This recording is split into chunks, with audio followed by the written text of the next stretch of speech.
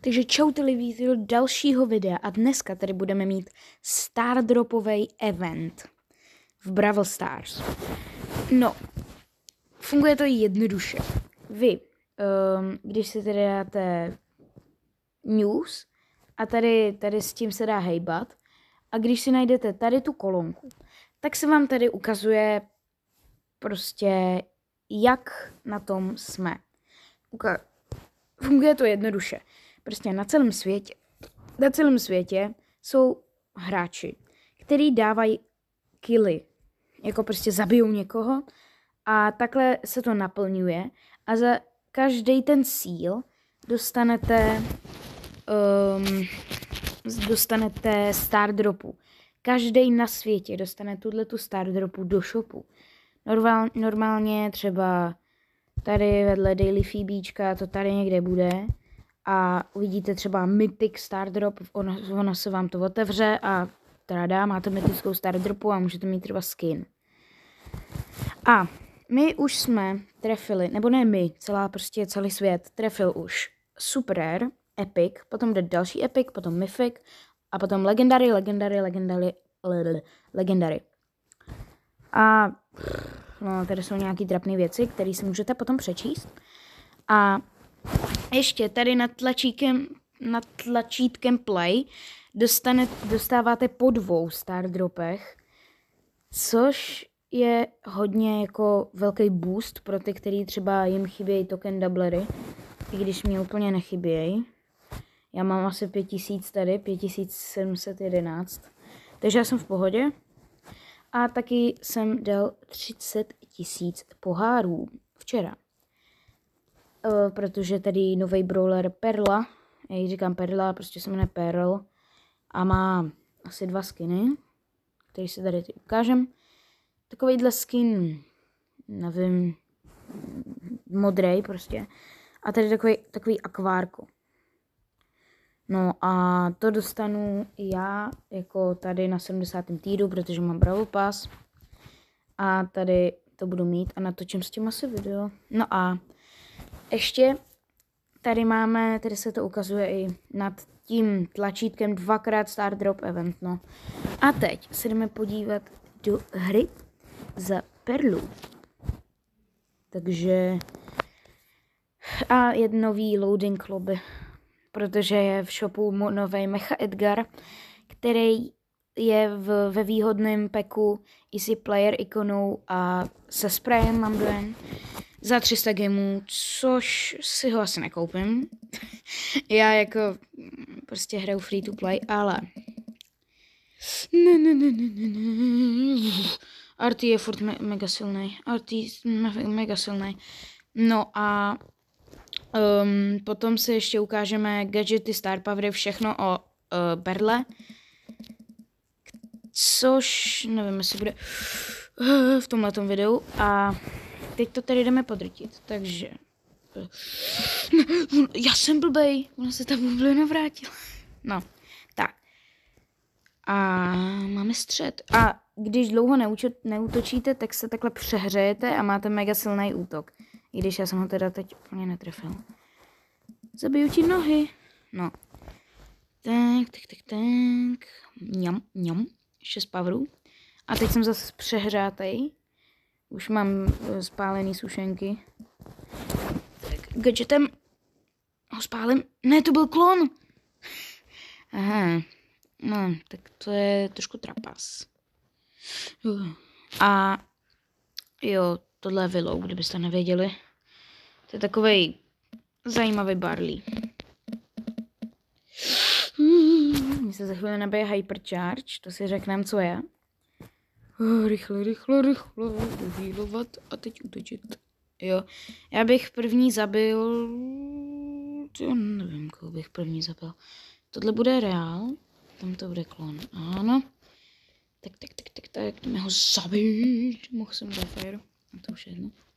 Tak, chci aspoň ten Hypercharge, počkej. No, tak prej ne, no. Připrav si ultinu, on přijde. Ten čas přijde. No, 7200, to je blázen. Tak, máme tady win.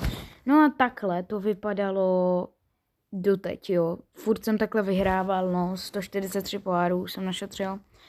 A věřte mi, teď tady budeme mít 2 star dropy, takže rare.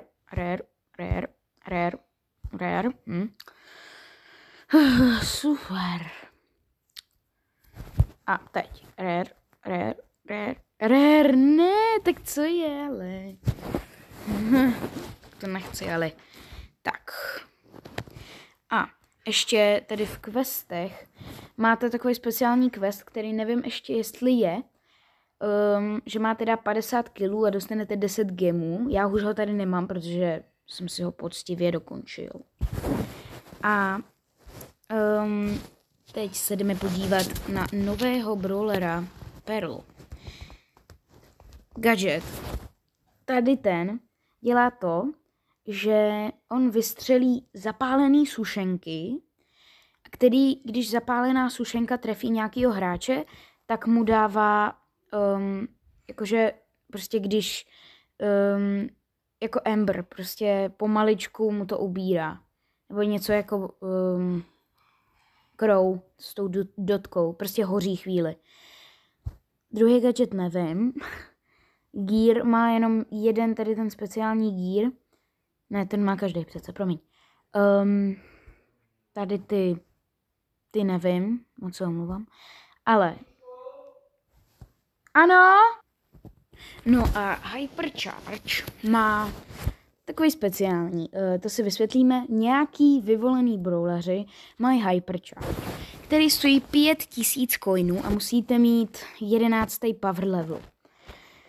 No a jeho Hypercharge, když ho zapnete, asi na 45 vteřiny, nebo na jak dlouho je, tak jste o 30% rychlejší, o 20% se vám zvedne damage a o 20% méně budete dostávat damage od ostatních.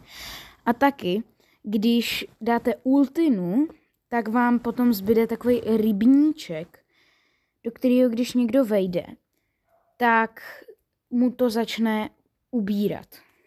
Jo, je to dost OP, jo, můžeme si to názorně ukázat. Tady na panu velkém robotovi, kterého nikdo nemá rád. No tak. Zapnu Hypercharge, boom, a je tam rybníček, vidíte? Rybníček a jsem extrémně rychlej. A ještě si ukážeme jednu věc. Teď mi ten robůtek bere po 500. A když si nabiju známý Hypercharge, tak mi bude ubírat jenom 400. Takže ten shield opravdu funguje a tohle nezničí tu armorovou zeď, no. To je prostě nezničitelná zeď tohleta.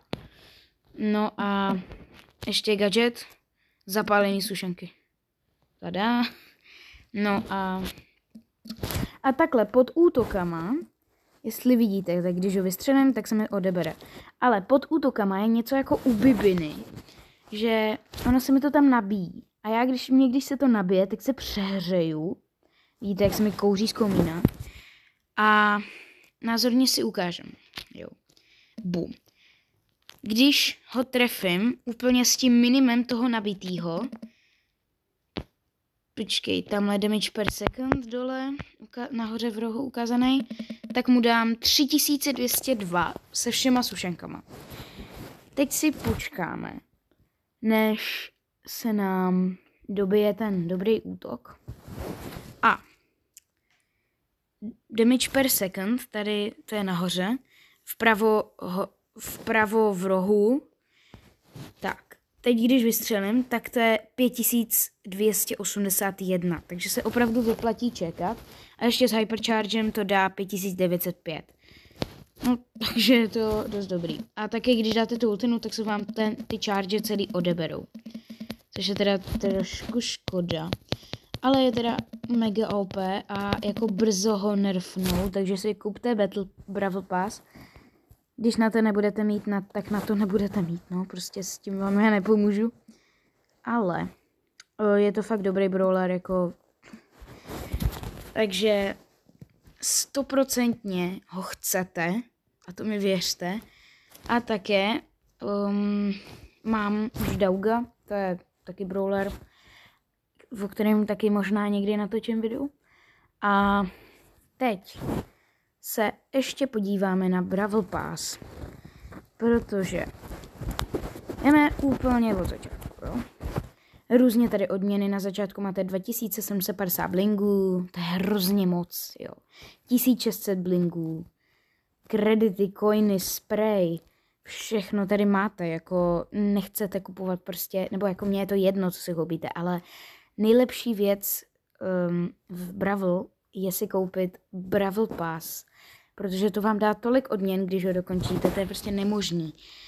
Perl celého brawlera vám to dá, který Chromatic Brawler stojí 349 gemů, třeba tady ten, jo. A tady to máte za 169 jenom. No a tady potom začnou, když ho už máte, tak vám na to dá piny, player ikona, to je normálně pohyblivá player ikona, vidíte to, jak bliká, já ji teď mám danou. To je úplně jako hrozně dobrý. Potom už vám to začíná dávat spiny na ten skin. Bum, bum, bum, bum, bum, bum, bum, bum, bum. A tady už je ten skin.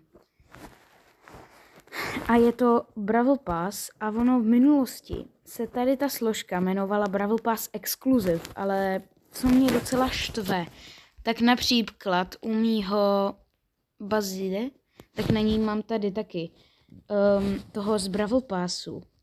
A když se podíváme do katalogu, tak on už není, ono se to jmenovalo Brawl Pass Exclusive. Takže to nešlo koupit jinak, než kdybyste měli ten Battle Pass. Ale třeba například teď, cože? Teď ono to šlo? Aha, tak to odstranili tu možnost. Tak to je super. No, že ono se dalo, chvíli mám dojem, byl nějaký bug, že se dalo kupovat skiny, které byly z Brawl Passu, ale já jsem si chtěl normálně koupit od Eveny. Ten její skin. Kde je? Kde je? Já ji nevidím. Já ji nevidím. Ježi. Tak já jsem slepý, jestli. Kde jo? Ona zbyt. Jo, tady je. Ne, tak jo, tak kde koupit? Tak nějaký jdou, nějaký nejdou. Třeba například Para Otis jde taky, Janetka jde taky, Cezar sám jde taky, to je zajímavý, ale že by třeba šel, nevím, Surge, ten jeho speciální skin z toho Brawl Passu. No, to je zajímavý. Ale ze začátku to šlo, takže jestli jste toho využili, tak jste dobrý. No a 100% využívejte ten Double Star Drop Event a věřte mi, teď je prostě nejlepší chvíle na to, jak začít s Brawlem, protože jestli se nemýlim, tak by ještě mělo být pro nějaký lidi v shopu, kteří si to nevybrali, tak takový free odměny. Nějakých 10 gemů, potom tam mělo být coiny, powerpointy. Tyjo, co tam ještě mělo být? No nevím, hrozně moc věcí. I mám dojem double tokeny, nebo double tamto. Double token doublery. Možná to tady ještě někde je. A možná taky ne. Lunar Janet. Ne. No, jestli to tady někde půjde vidět, tak to můžete najít. Ale a ještě k tomu nám vrátili, někdy se to tady ukáže, Siege, to je ten starý mod, potom duely a basketball, jo, to je jako, ty většinou nebejvaj, mi přijde. Já jsem ani jeden z nich moc nehrál, já většinou hraju solo, místem i knockout, možná je Brawl Ball, ale třeba Game Grab, Wipeout, Haste, nebo tady Bounty, to hraju už vždycky jenom na questy, nebo Hot Zone, to mě vůbec nebaví. Jako každý to může mít jinak, můžete mi napsat do komentářů, jaký je vás nejoblíbenější mod a jestli duo showdown, solo showdown, haste, boss fight nebo něco takového. Můžete mi to napsat dolů do komentářů a dejte like, odběr, přihlaste se do zvonečku, nebo jak se to říká, dejte zvoneček, protože když vydám video, tak vám to přijde a budete vědět, že jsem vydal video, abyste se na ně podívali. A to je pro dnešek všechno. A ještě jedna věc. Kdybyste někdo chtěl, tak se můžete přihlásit do našeho klubu. Je to od 10 000 čoklové.cz a můžete se klidně podívat, jestli tam najdete nějakého svého kamaráda, můžete tam dokonce se i přihlásit 10 000. Rádi vás tam uvidíme a můžete plnit i ty club lígy. Ale to nemáme úplně v povinnosti, nekiknem vás za to, že to nebudete hrát, ale jako když budeme chtít, aby tam někdo byl místo vás, tak vás asi kiknem. Ale to je všechno, takže já říkám čau, ale ještě mi můžete napsat do komentářů, jakou speciální tedy player ikonu bych si měl equipnout, protože já jich mám miliardu a nemůžu je všechny vystřídat, takže jakou bych si měl dát player ikonu, to mi taky můžete napsat a jaká bude nejvíc psaná, tak si ji dám. A to je pro dnešek všechno, takže like, odběr a čau.